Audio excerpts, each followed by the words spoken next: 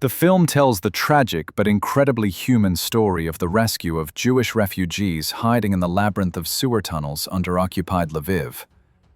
The story begins with a simple Pole named Leopold Socha, nicknamed Poldek. He is a petty thief and sewer worker, a man accustomed to survival. Together with his partner Sapik, he robs houses until one day they are caught by a couple, a Polish girl and a German boy. The German pulls out a gun, but it turns out to be unloaded, and Poldek takes it for himself. Leaving the witnesses alive, the thieves flee.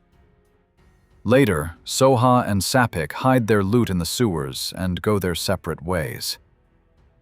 Meanwhile, in the Lviv ghetto, Jews desperately hammer a hole in the concrete floor, wrapping their hammers in rags so as not to attract the attention of the patrols.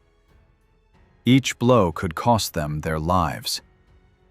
Humiliation and fear reign in the streets of the ghetto. The Nazis mock people, while others try to survive by trading in the market. While inspecting the sewers, Socha notices strange noises. His experience tells him that the noise is coming from under the ghetto. Together with Sapik, he goes down and unexpectedly stumbles upon Jews trying to escape from their underground shelter. The eldest of them is Heger, a rich and determined man. He offers a deal: silence in exchange for money. Sapik has doubts.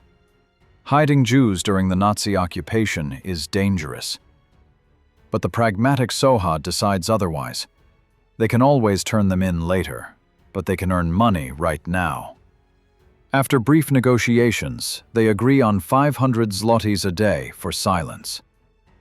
In the evening, in a tavern, Poldek meets an old friend, the Ukrainian Bortnik, who is now a collaborator and an officer. Bortnik boasts about the new regime and cynically declares that the Germans are the best thing that could have happened to Ukrainians and Poles. Soon, the city is shaken by screams and gunshots. The liquidation of the Lviv ghetto has begun. Heger and his family manage to reach a hatch in the basement, where a crowd of desperate people has already gathered, hoping to save themselves underground.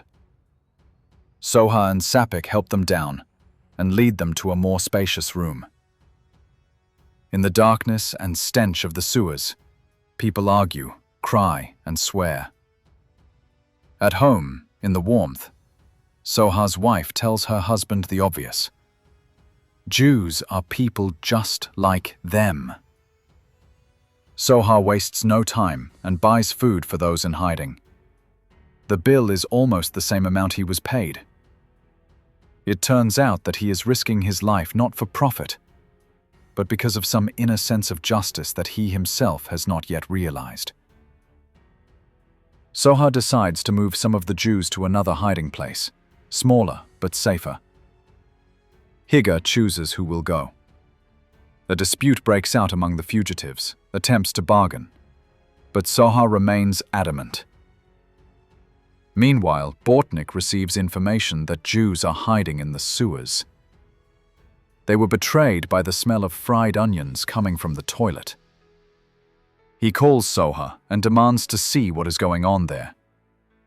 Poldek is forced to go underground with him. In pitch darkness, surrounded by rats and the echo of dripping water, Bortnik shoots at a shadow. The shot echoes through the tunnels, warning those in hiding of the mortal danger.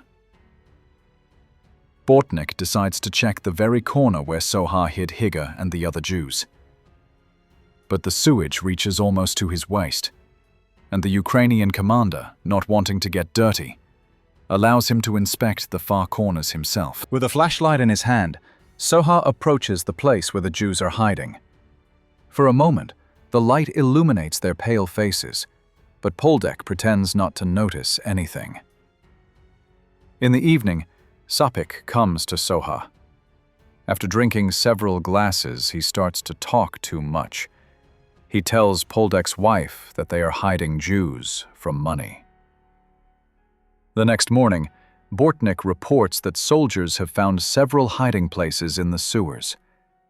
In the basement, Mundek throws the bodies of the murdered Jews into the river and blames Soha for this, because, as he thinks, it was because of him that the soldiers came.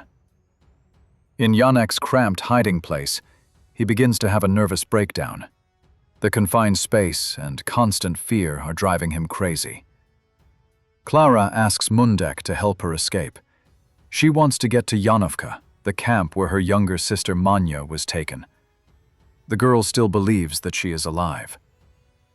Downstairs, Heger admits that they have no more money, but offers to dig up the hidden jewels for Soha. He brings them home and receives a stern look from his wife. At night, 3 Jews led by Yanek steal everything of value and run away. When Soha brings another meal, he learns of the escape. In a rage, he returns the jewels to Heger and declares that he will not return.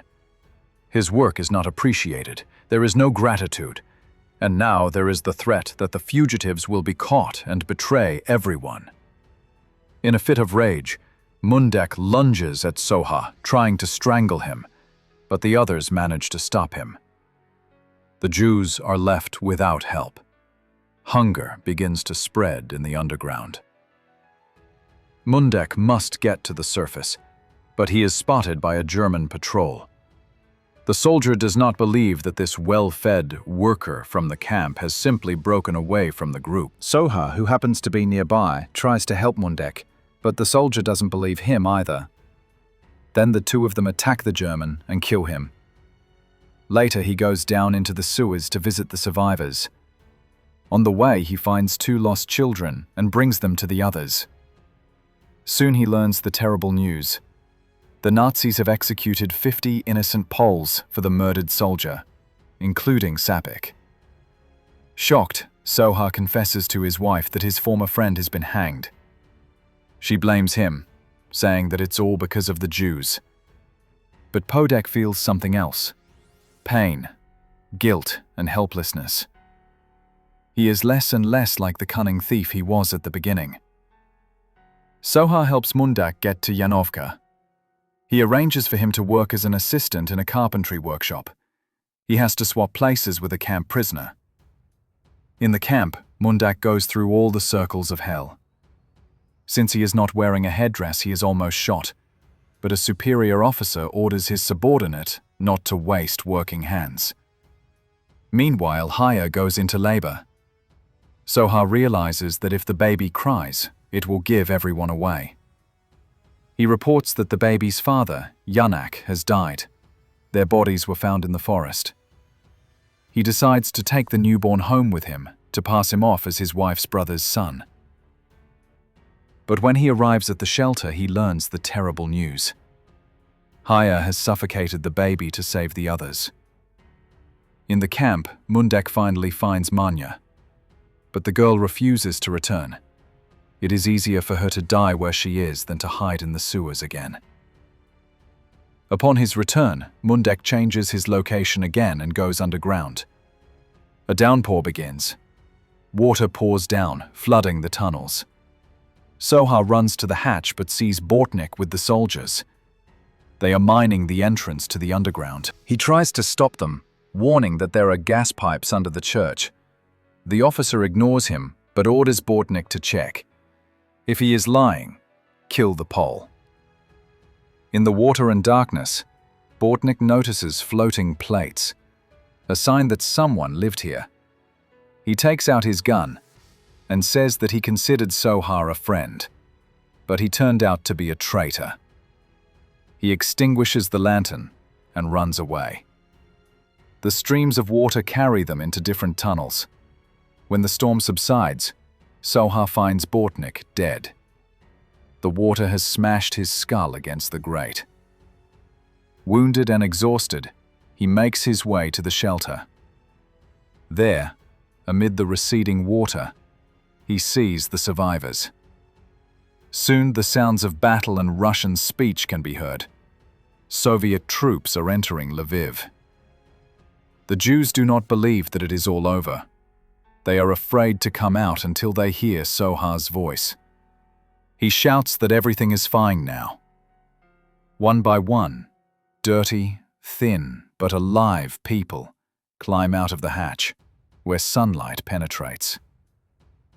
The world blinds them.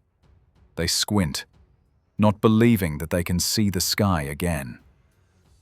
Spectators gather around. Soha's wife brings pies to celebrate life. The film ends with an epilogue. Leopold Soha saved Jews who had been hiding in the sewers for 14 months. 2 years after the war, he died saving his daughter from under the wheels of a speed